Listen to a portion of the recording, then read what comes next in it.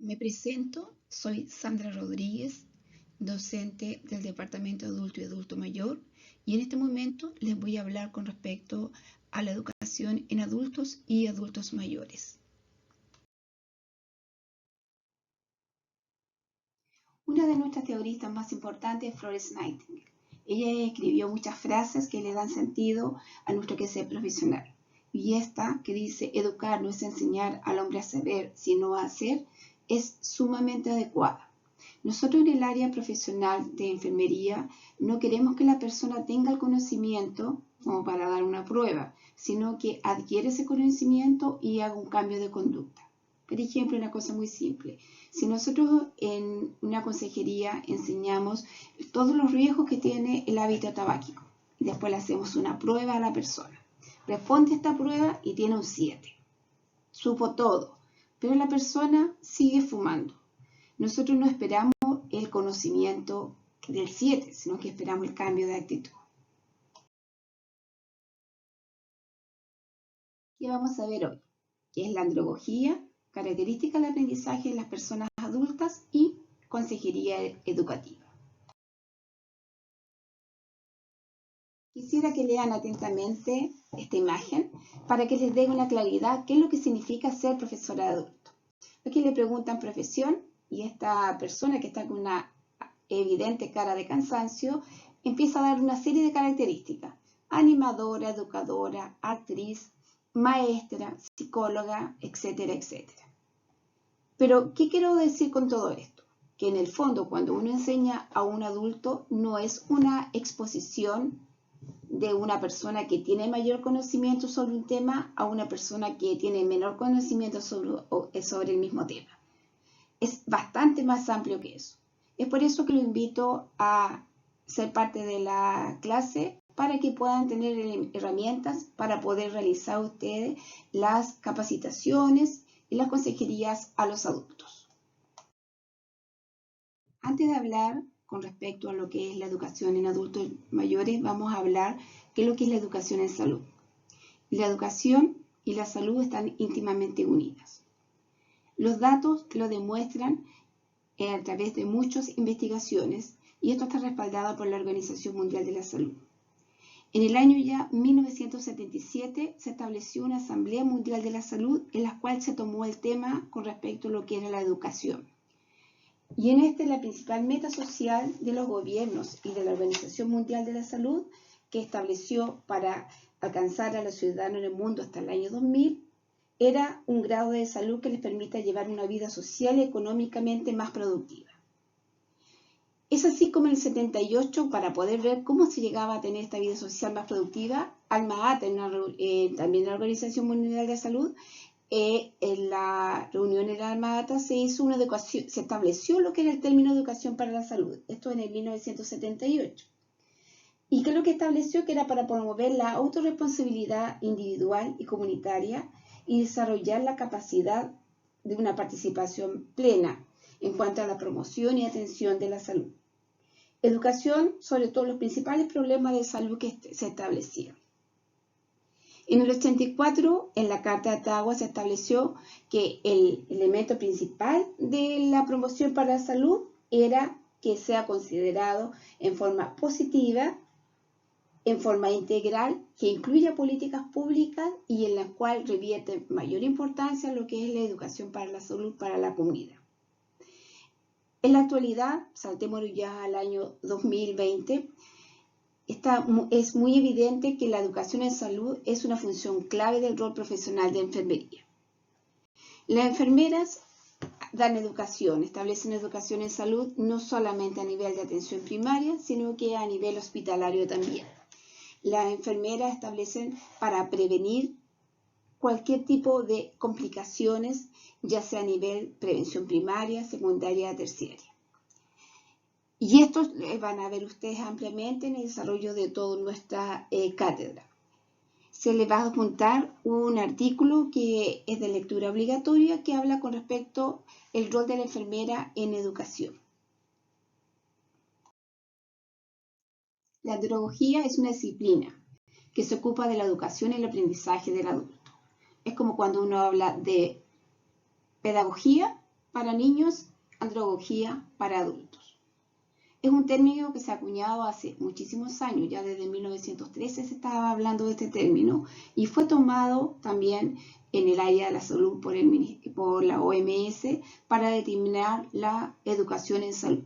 Desde ese tiempo se empezó a hablar con respecto de la Carta de Alma Ata, cómo educar a una persona adulta, cómo transmitirles conocimiento para que esta persona pueda entenderlo y pueda ser parte de él. Por lo tanto, hay muchos elementos que se consideraron. En este momento vamos a nombrar algunos de ellos. Aquí vemos un grupo de adultos mayores que están sentados con una cara bastante de atención y hay elementos que son determinantes. Uno es la autogestión. ¿Qué significa? La persona cuando va a tomar alguna clase es porque quiere tomarla. Ustedes cuando están en el colegio, en enseñanza básica, existe una obligación de tomar una clase. Sin embargo, y tienen que tomar diferentes ramos. Puede ser que les guste el lenguaje y sean muy malos y nunca les haya gustado matemática, pero igual tienen que tomarlo. En este caso, los adultos van a gestionarse lo que les interese. Tiene que haber una creatividad. Una clase expositiva, hablando más de una hora, no va a ser entendido ni incorporado a la persona. Tiene que hablar con respecto a la calidad de vida y obviamente la educación que nosotros hacemos en salud impacta directamente con la calidad de vida de las personas y tiene que establecerse un poco en el concepto de autorrealización. El pedagogo, que en este caso seríamos cada uno de las personas del área de la salud, que vamos a educar a una persona adulta con respecto a un tema de salud, tiene que buscar un ambiente que sea lo más propicio, lo más cómodo, para que esta persona pueda obviamente entender y llamar la atención, que haya una motivación. Se deduce que una de las funciones más importantes que uno tiene que tener cuando atiende a una persona es el de educar. Y no solamente los enfermeros, sino que los médicos, kinesiólogos, nutricionistas, en fin, todas las personas que trabajan en el área de la salud y que permiten que haya un manejo de la salud del individuo, ya sea en forma individual o a nivel de la población. ¿Por qué motivo? Porque la salud de la persona está determinada por la conducta y el cuidado que tiene. No solamente estamos nosotros llamados a curar, sino también a prevenir y a promover la salud para que no lleguen a tener enfermedad. En enfermería está sumamente establecido lo que es la promoción para la salud, el rol que tenemos nosotros con respecto en la atención primaria con respecto a la salud y la orientación que tiene que tener la persona para poder irse a su casa y tener una mejor calidad de vida. Considerando ya que la educación en salud es parte inherente a nuestro rol profesional, es que tenemos que hacernos partícipes y cargo de esto. Existen principios básicos de educación en adultos. Primero que nada, un autoconcepto del individuo. La persona tiene un concepto de su entorno, conoce su entorno, por lo tanto eso tenemos que validarlo. Tiene experiencias previas, es decir, si la persona se ha estado enfermo del estómago y toma un medicamento y este le hace bien, va a tener claro que eso le hace bien, por lo tanto va a tener confianza en ese medicamento. Por otra parte, si una persona se sometió a una intervención quirúrgica, le pusieron una anestesia y hizo una reacción alérgica, esa experiencia la va a marcar para cuando cada vez que tenga que exponerse a un tipo de anestesia y va a negarse a tenerla. Entonces, también existe la prontitud en aprender. Un niño de 5 años, 7 años tiene una vida por aprender. Un adulto mayor va a tener menos periodos para aprender y obviamente el aprendizaje que va a tener va a ser en base a lo que le cause motivación. Si la persona tiene una insuficiencia renal, va a querer saber qué alimentos puede comer para poder manejarse con los exámenes dentro de rangos normales. Si una persona, una señora está embarazada y fuma, va a querer saber qué daño se le puede producir a este feto el hecho del hábito tabáquico. Entonces hay una direccionalidad en cuanto a eso. Y la motivación para aprender. Si nosotros evaluamos a una persona en un examen, por ejemplo, de medicina preventiva que a ustedes les va a tocar hacer, y dentro de todos los antecedentes consideramos que tiene un hábito tabáquico importante, le preguntamos si la persona dice que no tiene ni un interés en dejar de fumar, es sin sentido que nosotros vayamos a insistirle en que deje de fumar, que le hace mal dejar de fumar, porque la persona no va a tener adherencia a esta indicación. Por lo tanto, nosotros tenemos que buscar siempre una motivación. Eso es lo que cambia la conducta. Tenemos que saber si la persona tiene interés o no de establecer el cambio.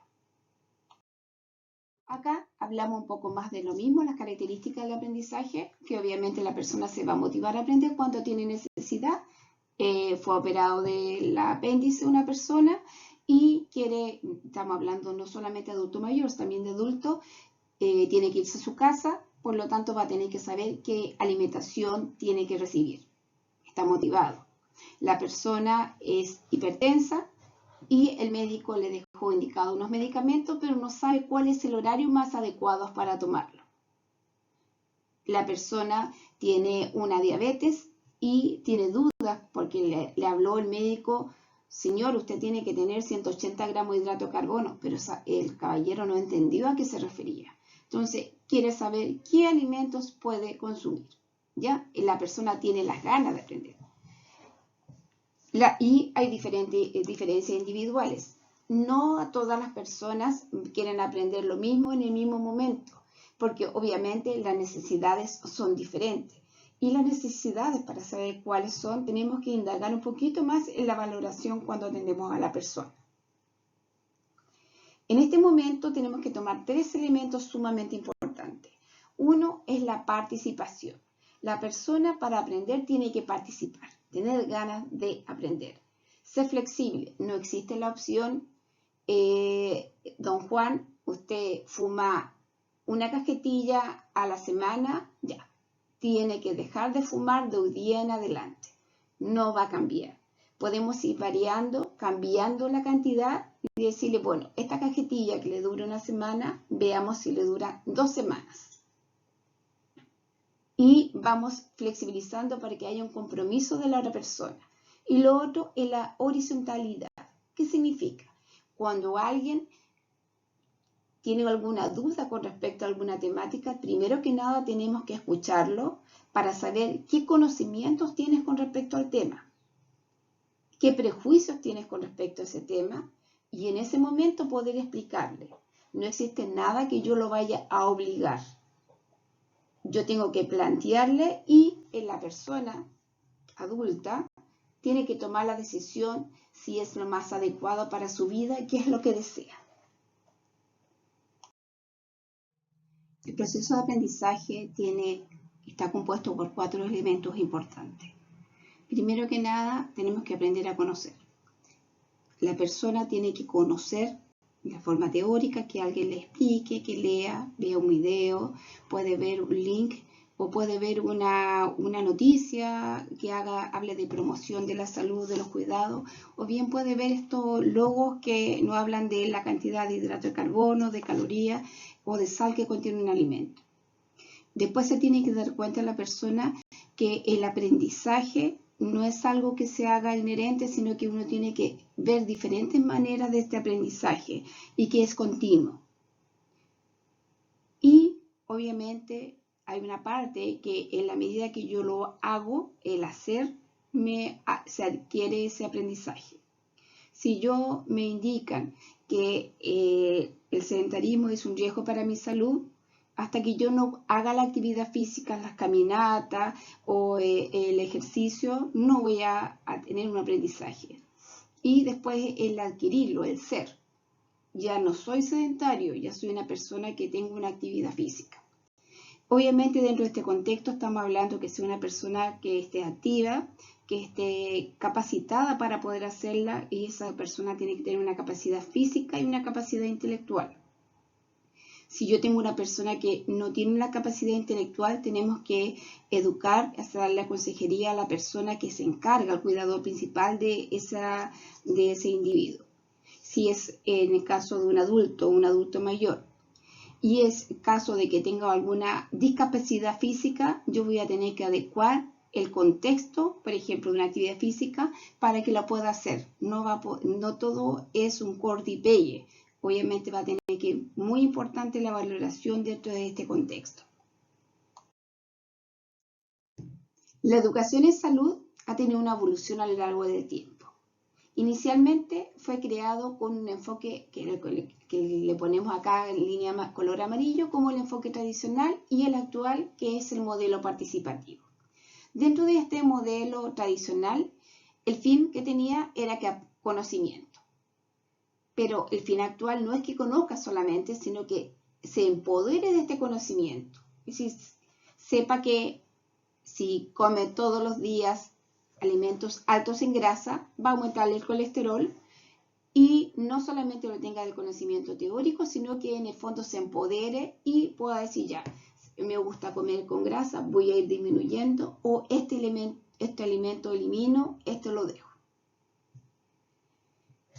Antiguamente se pensaba que en la persona del área de la salud, sea cual sea el profesional, tenía más conocimiento con respecto, obviamente, a la salud, entonces tenía que enseñarle a una persona que no sabía nada. Y en ese momento se transmite el conocimiento. Yo, como profesional, como enfermera, te enseño a una persona X o a un grupo de personas qué tiene que hacer, cómo cuidarse. Pero en este momento el concepto es que hay una interacción social. No existe nadie que no sepa nada. Todas las personas tienen experiencias previas, tienen conocimientos. Ahora el Internet le ha ayudado mucho a la gente a tener un bagaje muy amplio de conocimiento. Por lo tanto, no existe una opción, sino que si yo le estoy dando, por ejemplo, opciones de alimento, puede alguien decir, ¿sabe qué? Yo hago una cosa muy práctica. Existe en la leche años dorados. Y existen alimentos que dan por el PACAM, que son crema de arvejita, crema de lenteja, y eso tiene muchísimas vitaminas. Pero la gente no los come porque no tienen muy bajo en sal y no tienen el sabor a lo mejor que le gustaría más sazonado. Entonces prefieren, muchas veces lo eliminan. Pero sabe que hay recetas que dicen que se pueden hacer queques con esta crema de abejita, que es como una harina, y quedan súper ricos. Entonces, a lo mejor ese conocimiento que puede transmitirme alguien, sabe que yo hago un queque, la receta, a lo mejor eso lo podemos, y hay una interacción social. El papel del sujeto, antiguamente que ellos solamente las personas recibían la información, y ahora hay una interacción. El protagonista en este momento va a ser siempre el sujeto que está aprendiendo. Nuestro beneficiario, nuestro paciente, que en algún momento fue un término que se utilizó, nuestra persona, sea adulto o adulto mayor. Y el papel de la educación para la salud, antiguamente era una autoridad, se decía, y ahora hay muchos proyectos participativos, comunitarios, que permiten y se educan a la población para que vayan transmitiéndolo hacia otros. Es así que todo este cambio ha permitido acercarnos mucho más a la comunidad. La Organización Mundial de la Salud ya desde el siglo XX estableció directrices en atención primaria, que ustedes van a estar viendo cuando veamos los controles de EM y EMPAM. Esto está descrito en la Carta de Ottawa y plantea la importancia de la comunicación en la educación sanitaria, y lo destaca como un pilar fundamental del personal sanitario, así como yo establezco cambios en la conducta de las personas a través de la educación. La educación para la salud es un paraguas amplio y se conoce como EPS, y que ya hablamos con respecto a lo que era el modelo tradicional del modelo participativo, donde aquí el protagonista principal va a ser la persona que estemos entregándole la educación para la salud. ¿Qué es lo que esperamos con esto? Que la persona tenga un cambio de conducta, y esa conducta siempre va a ser en beneficio de su salud. Existen diferentes formas de establecer esta educación para la salud. Existe una forma en cual yo establezco una consejería educativa que puede ser en forma masiva, a un grupo grande, o que puede ser en forma individual. En el quien lo realiza va a ser siempre alguien por ejemplo, alguien del área de salud, puede ser un médico, como se llama, nutricionista, enfermera, estudiante de enfermería, kinesiólogo, psicólogo, asistente social, en fin, hay mucha gente que puede establecer esta consejería educativa. ¿A quién lo va a realizar? Cada vez y cuando, cada vez que nosotros establezcamos una atención de salud, control crónico, vamos a establecer una consejería. Control de medicina preventiva, vamos a establecer una consejería. Control de medicina, ver la evaluación funcional de un adulto mayor, vamos a establecer una consejería. Una persona estaba siendo dada de alta del hospital y tiene que curarse, establecemos una consejería educativa. En fin, siempre va a establecerse para poder orientarlo con respecto a qué conducta, con respecto a su salud debe tener para que tenga la mejor calidad de vida. ¿Y por qué lo tenemos que realizar? Obviamente porque con esto que uno les explica a las personas y comparte con ellos, ve sus conocimientos, sus temores, permite que la persona tenga una mejor calidad de vida.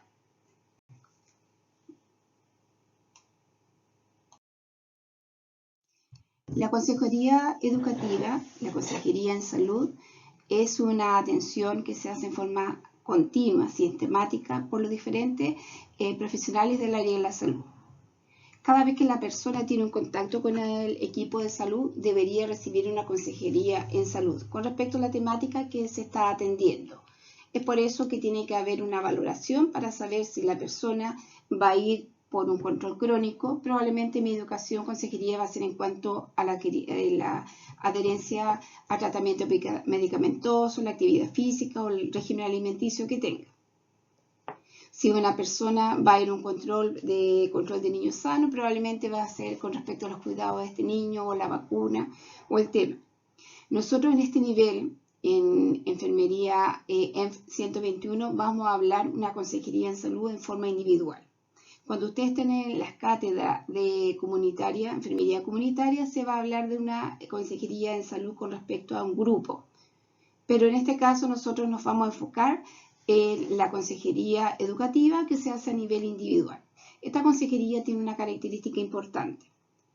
Yo considero la valoración que hice en el momento y de acuerdo a esa valoración nosotros vamos a tener que establecer una consejería pertinente a la temática que se está tratando. Tiene que ser corta, de 3 a 5 minutos y con un tema bien focalizado. Más adelante les voy a dar ejemplos de las consejerías y hay muchos consejos, valga la redundancia, del Ministerio de Salud. Hay trípticos, guías y etapas para poder establecer. Nosotros en el área aquí en el 121 vamos a hacer entonces, para que les quede bien claro, consejería educativa en forma individual.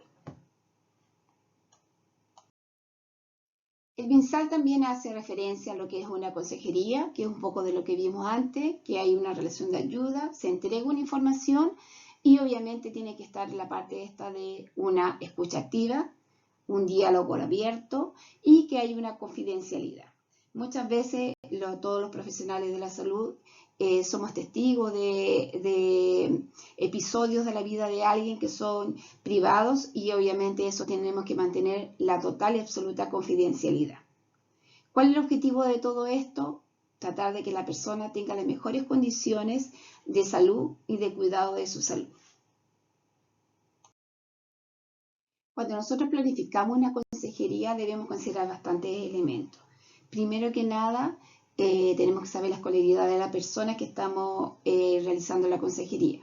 Porque si la persona tiene una escolaridad muy básica, yo no le puedo entregar un folleto escrito, a lo mejor no entiende, o no le puedo hablar con algunos términos que son técnicos científicos porque no lo va a entender.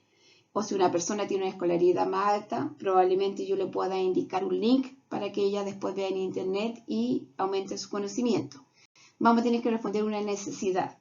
Si la persona va a control y está dando lactancia materna, su necesidad probablemente sea que no está saliendo la cantidad de leche, pero puede ser porque el niño no sabe succionar o la mamá no ha tenido las herramientas para poder enseñar. Entonces ahí tenemos que saber qué necesidad tiene. Si hay algún factor de riesgo que impacte, establecer el compromiso del usuario. ¿Se acuerda cuando le hablaba de decir alguien fuma una cajetilla semanal? Y yo no le digo que deje de fumar, le hablo de los riesgos del cigarrillo, los problemas. Puede tener esta persona problemas, una bronquitis obstructiva, y le hablo la relación que tiene con su bronquitis obstructiva y le establezco un compromiso. ¿Cree usted que es capaz de dejar de fumar, que esta cajetilla de cigarros le alcance 2 semanas en vez de una, o le alcance un mes? Tenemos que establecer el compromiso de esta persona.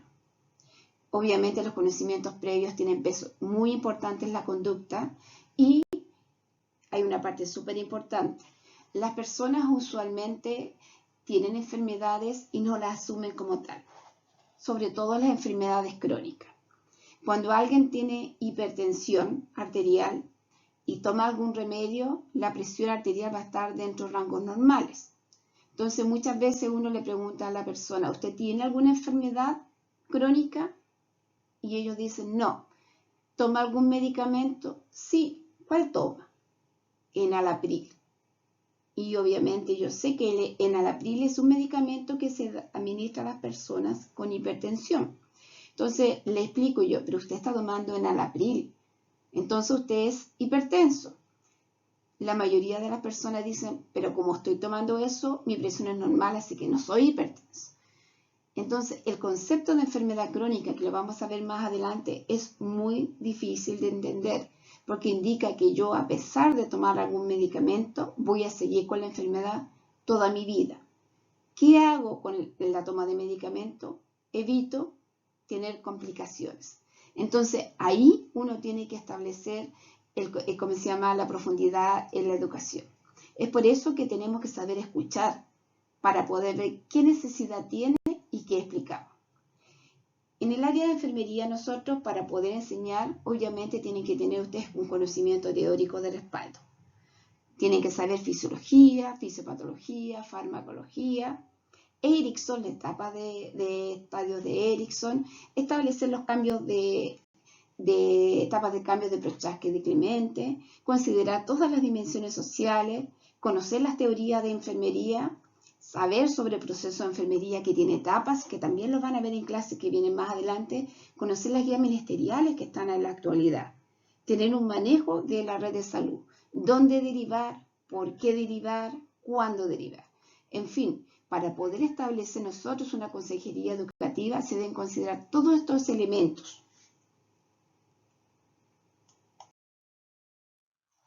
Una cosa muy importante para poder establecer un cambio es considerar que no todas las personas aceptan la educación y establecen este cambio de actitud. Prochaska y Clemente son psicólogos que ellos estudiaron mucho la conducta humana y establecieron unas etapas del cambio. Estas etapas del cambio son utilizadas ampliamente en el área de la salud porque determinan conductas de las personas y, dependiendo en qué etapa del cambio esté, qué tan rápido va a adherirse a este cambio de conducta. Están escritas aquí la definición, más o menos en qué etapa va, y vamos a ver que tiene una precontemplación, contemplación, preparación, acción y la mantención. Estas 5 etapas no significa que la persona vaya a tomarlo en forma lineal. Puede que haya avances rápidos o que se frene en alguna etapa o bien que retroceda. Nuestro rol como profesionales de la salud, primero que nada, es que con la valoración que realizamos seamos capaces de determinar en qué etapa del cambio se encuentra la persona para poder intervenir.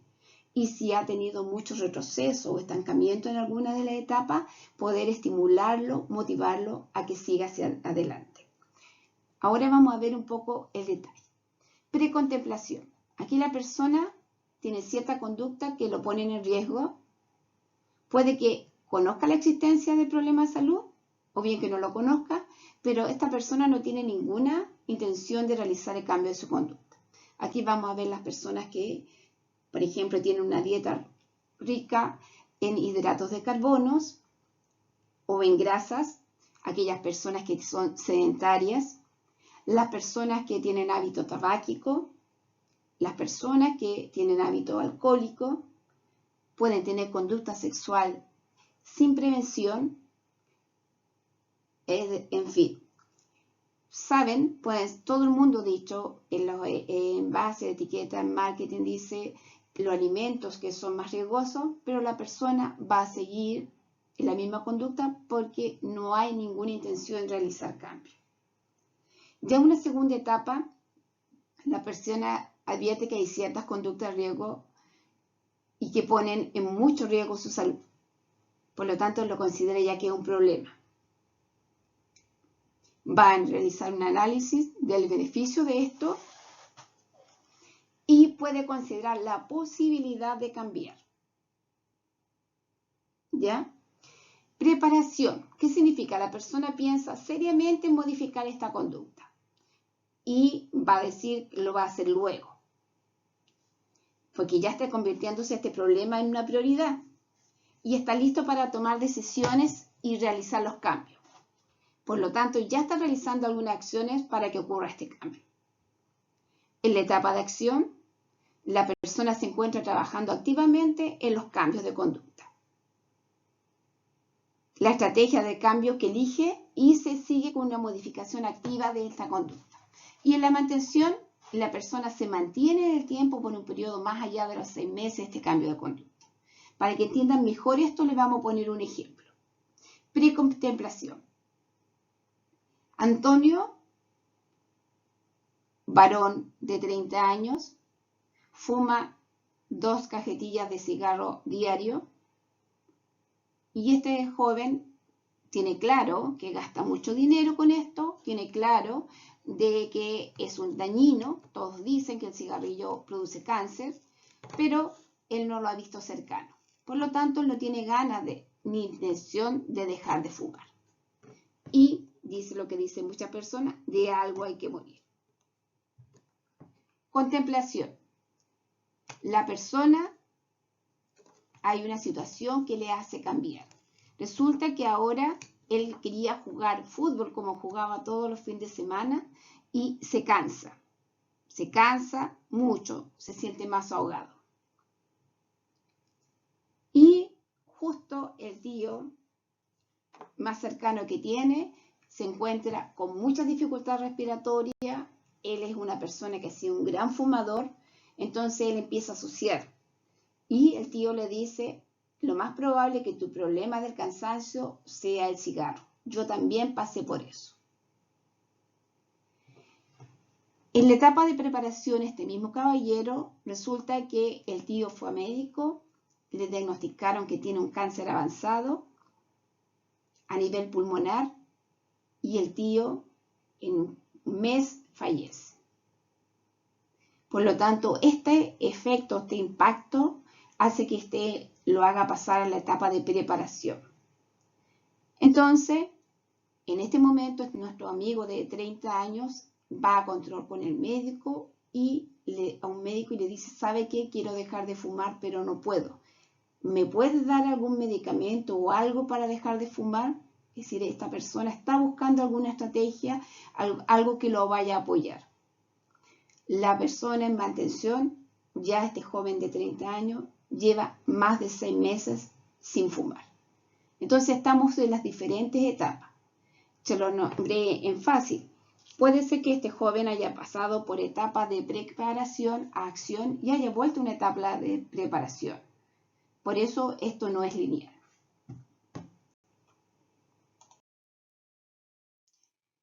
Con respecto a otro elemento, otro aspecto que impacta fuertemente en la educación para la salud son las dimensiones sociales en salud. Con respecto a las dimensiones sociales en salud, tengo entendido que fue visto por la profesora Marcela Mondaca, pero vamos a hablar un poco más para que les quede claro. Existen dimensiones sociales en general, pero hay algunas que impactan directamente en salud. Por ejemplo, tiene que ser dónde nació, con quién vive, la cultura, las creencias. La forma de cuidarse tiene una conducta preventiva. Si yo prevengo, voy una vez al año al dentista, o yo voy al dentista cuando mis papás, toda mi familia iba al dentista cuando tenía una carie. Y eso determina una forma. Va a impactar mucho también la escolaridad. Si tiene escolaridad, ustedes son del área de la salud, por lo tanto, su dimensión social ayuda a que ustedes vayan a apoyar a su familia con respecto a los conocimientos en salud. Puede ser que la persona, su cultura, sea no creer a los médicos porque ha tenido una mala experiencia. Y también tiene que ver un poco con la situación económica. Si yo tengo una situación económica que es más limitada, probablemente tengo más complicaciones para poder acceder a una atención de salud.